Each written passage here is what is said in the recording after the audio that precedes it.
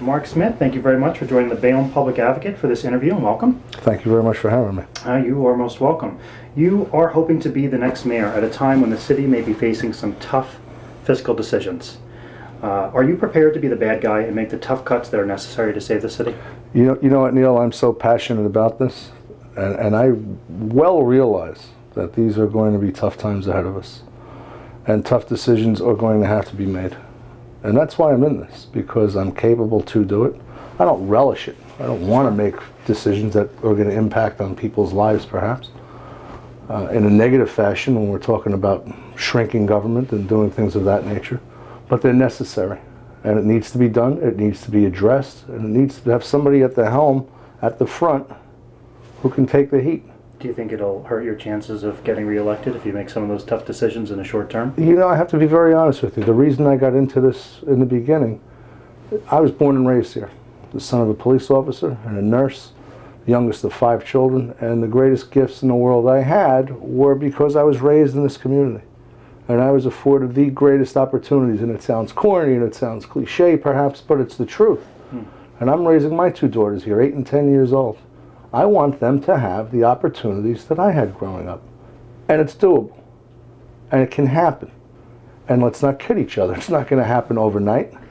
It's certainly not going to happen in 18 months. I'm well aware of that. Right. But we need to start to lay that foundation. And we need to start to make these hard decisions now and commit and dedicate ourselves. And when you hear my campaign slogan, I talk changing things together. That's not just a slogan. It's not just a slogan.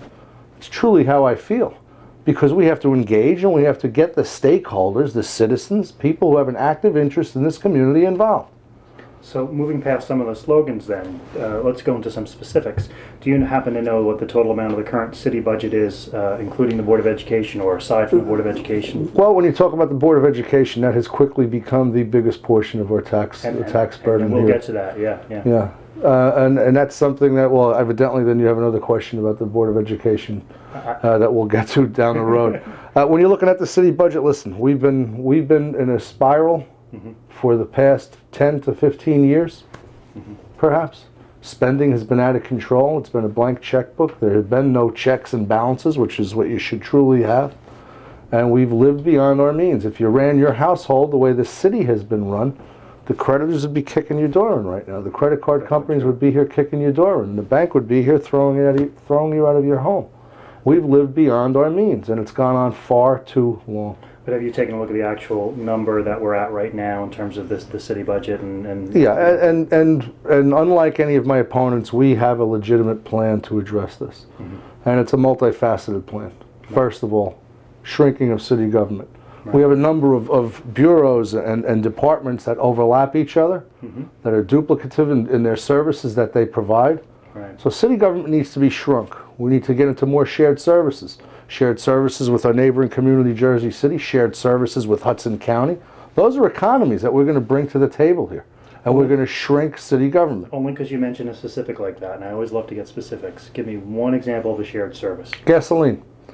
Hudson County has a gas depot that they use in the back highway, Route 440. The buying power, if we were to combine with Hudson County and their gas, and I've had this conversation with some people at the county since we began this campaign to talk about an issue like that, shared services, that's one example of it. Great. So in the past we've heard about tax stabilization, but we've never heard about tax reduction. Can the city budget ever be reduced, do you think? Well, that's what we're going to do. We're going to reduce the city budget. We're going to shrink city government. We're going to do that, like I had said earlier, by looking at various economies. So you think it's possible to actually bring the budget from what it is today to a little bit less? That's my goal. Hey, let's not kid each other. That's my goal. Are we going to be able to accomplish that?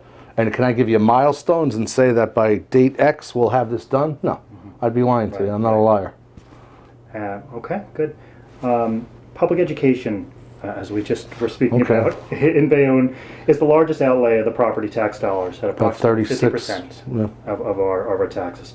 The average cost of the taxpayer is over $3,700 a year. I thought it was $3,600. There are at least 2 elementary schools that are failing to achieve 1 or more annual yearly performance indicators, and the high school SAT scores are well below the state average.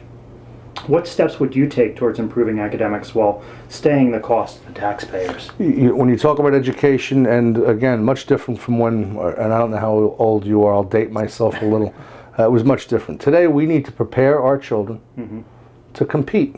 And when I was growing up in Bayonne, it was competing against schools in the municipality. Now we have to prepare these children to compete globally, because it's a global world. Everything is shrunken with technology and what have you. They need to be able to compete globally. What I intend to do is to ensure, number one, if we're going to remain with an appointed Board of Education, make sure we have trustees who understand we need to provide a quality education for our kids, but bear in mind the taxpayer cost and the burden on the local taxpayer. Is that your preference, by the way, to remain with an appointed as opposed to an elected? Well, I'll tell you what, very interestingly enough, and you're well aware of it, Mr. Pinto, and I give her such credit for putting the effort up. They had the opportunity, she attempted to put together the petition drive to bring that to a vote. The City Council still has the opportunity to bring that up. That is something I would absolutely entertain. I don't say no to anything. I'm fairly open-minded. If you come with a good suggestion, it makes sense, it works. The key to an appointed board as opposed to an elected board, you need quality people. You need people who have the commitment, the desire, the drive. I have 2 children in public education here in Bayonne, 8 and 10 years old. Do you think for a moment I don't want them to get the best possible education? Of course I do.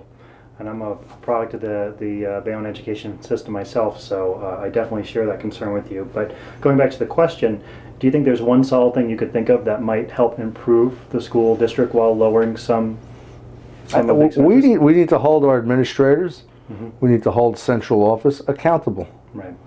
Another thing I intend to do as president of the Board of School Estimate in the school board style we have now is hold them to a 0 increase.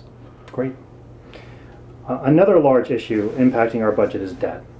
Are you aware of the total amount of bonded debt that the city carries, both with and without the agencies included? Interestingly enough, we put together some figures. It's a staggering amount, and there was some divergence. In fact, I asked for there's a ballpark figure. Exactly.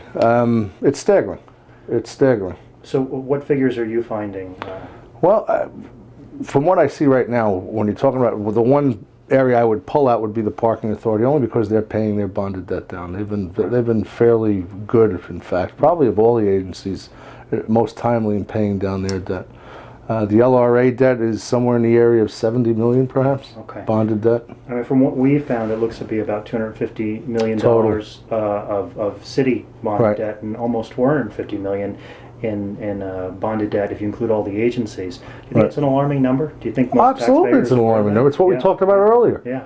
Borrow and spend, borrow and spend, borrow and spend. Don't worry about paying it back. We don't have to. It's not on our backs. We'll pay it back down the road. Yeah. Well, guess what? We've come to the end of the road.